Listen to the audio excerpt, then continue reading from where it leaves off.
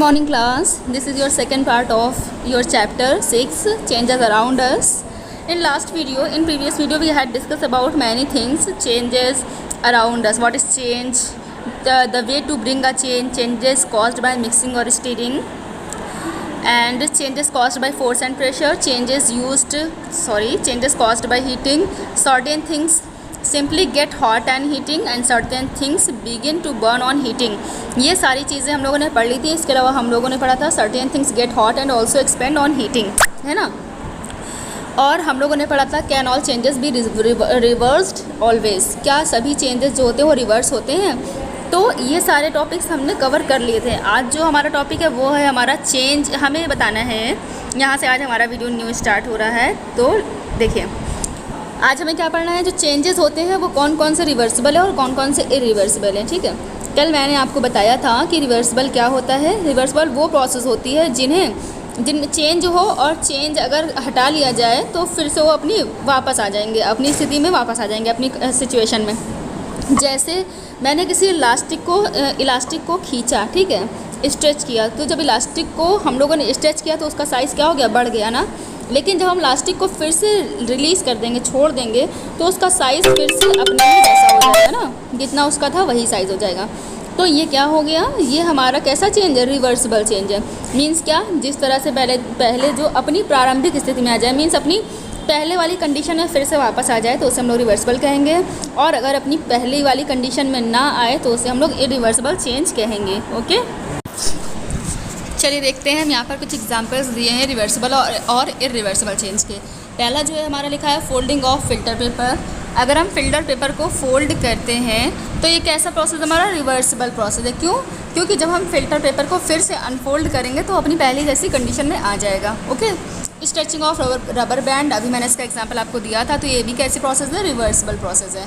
Drying of weight clothes, यानी कि गीले हुए कपड़ों को सुखाना या सूखे हुए कपड़ों को गीला करना, तो ये क्या है, रिवर्सिबल है.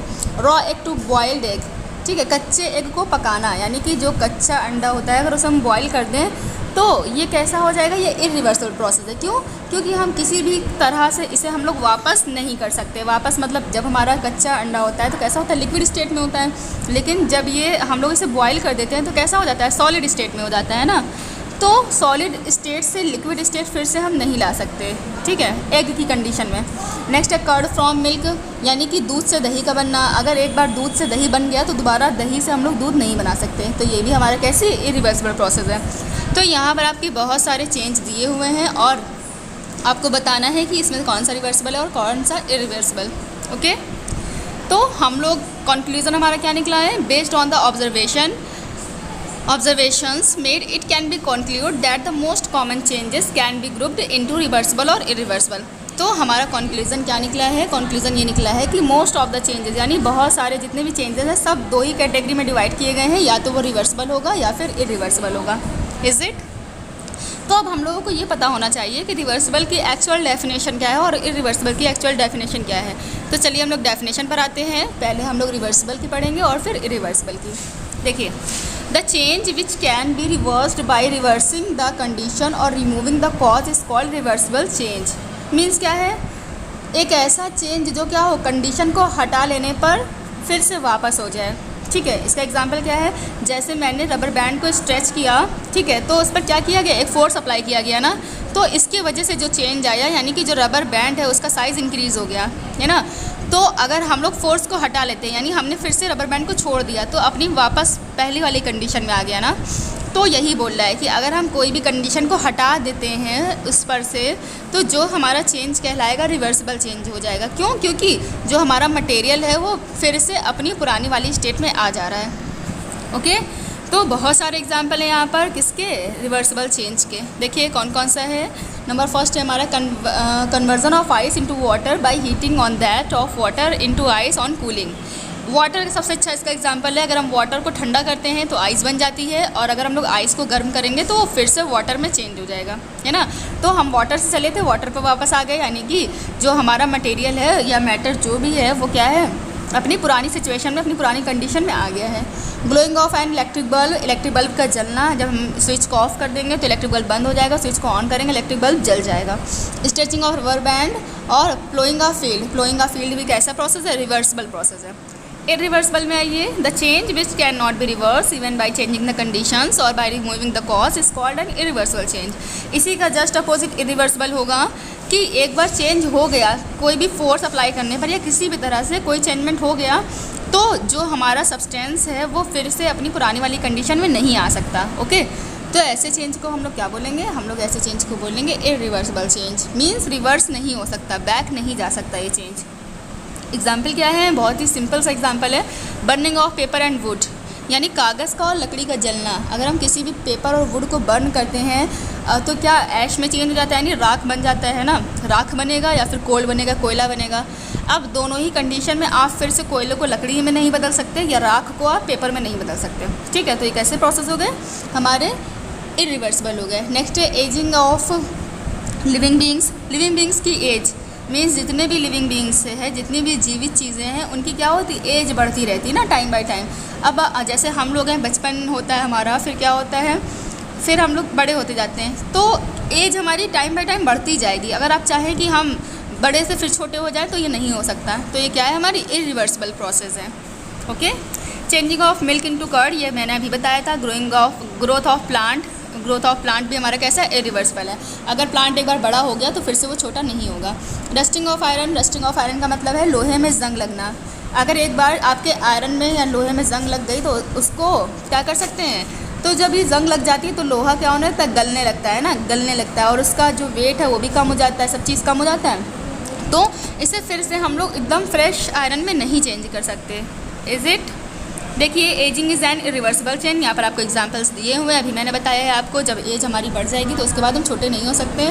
देखिए, बच्चा है, बच्चे से हम लोग इतने बड़े हो गए और उसके बाद हमारा ये है, तो क्या है? हम लोग इसे बड़े नहीं हो सकते। ठीक है, नेक्स्ट है ग्रोइंग ऑफ प्लांट आपको दिख रहा है, रस्टिंग ऑफ आयरन आपको दिख रही है ना, इसे हम लोग फिर से फ्रेश नहीं कर सकते। जो हमारी ये कीज़ हैं उसको हम फ्रेश नहीं कर सकते। अब हम डिफरेंस में आ जाते हैं, रिवर्सिबल और इरिवर्सिबल में क्या क्या डिफरेंसेस हैं।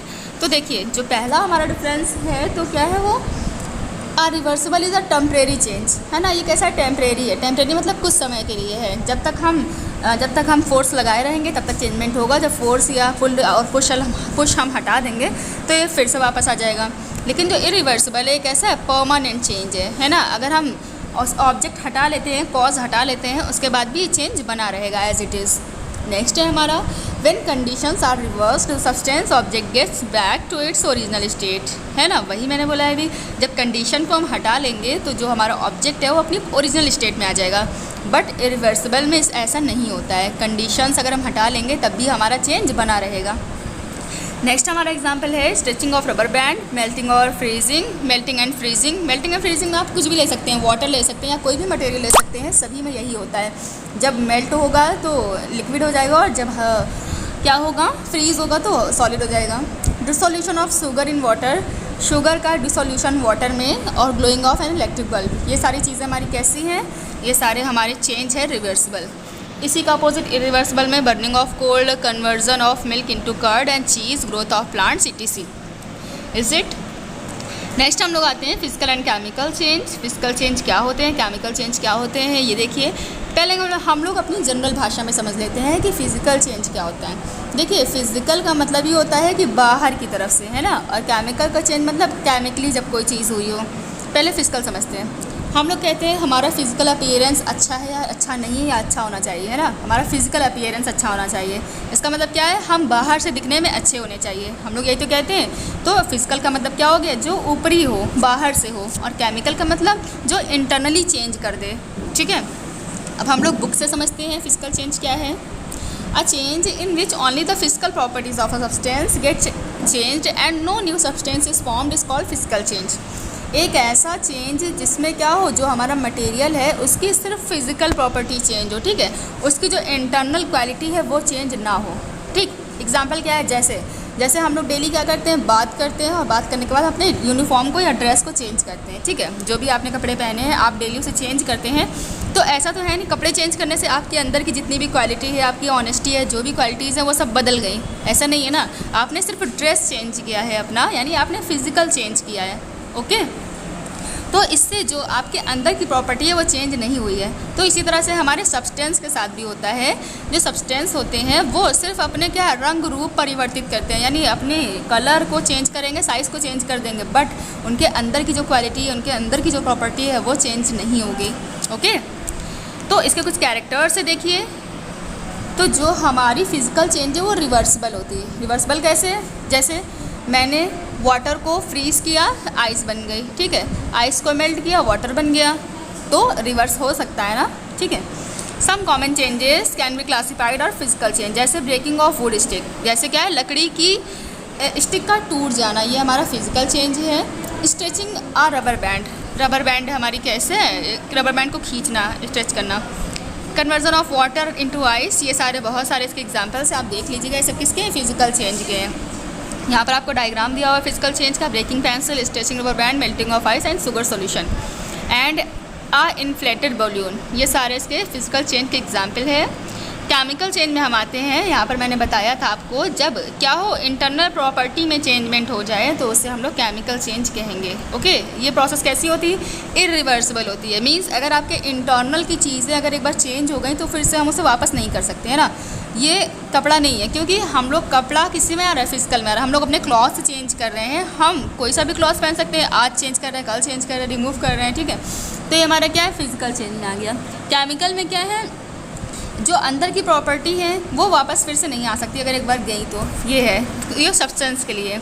And irreversible change in which the composition and chemical properties of the reacting substance get changed and which cannot be reversed by reversing the conditions is called a chemical change। क्या हुआ इसमें? जो भी हमारा substance है उसमें एक बार chemical change हो जाए तो फिर से वो वापस नहीं आ सकता, ठीक है। इसके कॉमन एग्जांपल्स क्या है? बर्निंग ऑफ वुड, सभी को पता है, अगर हम कोल और वुड को जला देते हैं तो उसके बाद हम फिर से वुड को प्राप्त नहीं कर सकते हैं। बर्निंग ऑफ अ कैंडल, जब आप कैंडल को बर्न करेंगे तो जो उसकी वैक्स है वो क्या होगी?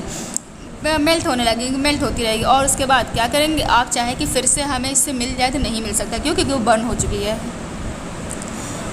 राइपनिंग ऑफ फ्रूट, फ्रूट का पकना यानी फलों का पकना। And growing of plant into tree, और प्लांट का ट्री में ग्रो करना। ये सारी हमारी चीज़ें कैसी हैं? ये सारे हमारे इरिवर्सिबल प्रोसेस में आएंगे, ठीक है। अब हम लोग आते हैं अपने इसमें, तो ये हो गए चेंजेस, आपको एग्जांपल्स दिए हैं। यहाँ पर हमारा चैप्टर फिनिश हो गया है। अब नेक्स्ट वीडियो में हम लोग नेक्स्ट चैप्टर डिस्कस करेंगे। Thank you.